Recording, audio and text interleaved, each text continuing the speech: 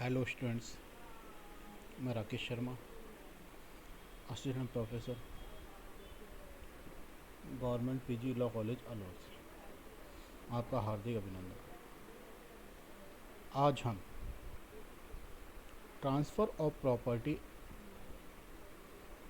का टॉपिक है लीज, पट्टा, जो ट्रांसफ़र ऑफ प्रॉपर्टी के सेक्शन 105 में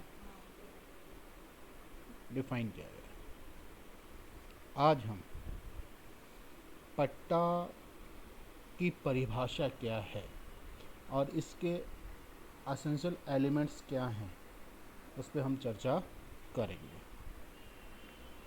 तो सेक्शन 105 में जो पट्टे की डेफिनेशन दी है वो कहता है कि स्थावर संपत्ति का पट्टा या ऐसी संपत्ति का उपभोग करने के अधिकार का ऐसा अंतरण है जो अभिव्यक्त या विवक्षित समय के लिए या शाश्वत काल के लिए किसी कीमत के जो दी गई है या जिसे देने का वचन दिया गया हो, अथवा धन या फसल के अंश या सेवा या किसी अन्य मूल्यवान वस्तु के जो कालावधीय रूप से या विनिर्दिष्ट अवसरों पर अंतरिति द्वारा जो उस अंतरण को ऐसे शर्तों पर प्रतिग्रहित करता है अंतरक को की या दी जानी है प्रतिफल के रूप में किया गया हो। अगर हम इस परिभाषा के अलग अलग शब्दों में तोड़ करके अगर हम इसे पढ़ेंगे तो ये हमें आसानी से समझ आएगा। तो सबसे पहले हम इसके एसेंशियल एलिमेंट्स में अगर बात करें तो कम से कम पट्टे के लिए दो पार्टीज़ का होना आवश्यक है। एक पट्टाकर्ता कहते हैं और दूसरा पट्टेदार होता है। तो वह व्यक्ति जो एक संपत्ति में हित का अंतरण करता है वो कौन है? पट्टाकर्ता कहलाता है। और वह व्यक्ति जिसे संपत्ति का उपभोग करने के अधिकार के लिए अंतरित किया जा रहा है उसे पट्टेदार कहते हैं।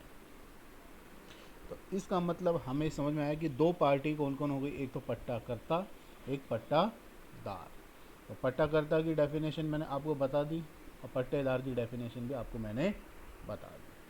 अब हम देखते हैं आगे विषय वस्तु, सब्जेक्ट मैटर। तो हमने अभी डेफिनेशन में देखा था कि पट्टे की विषय वस्तु हमेशा अचल संपत्ति होगी, चल संपत्ति का पट्टा नहीं होता है।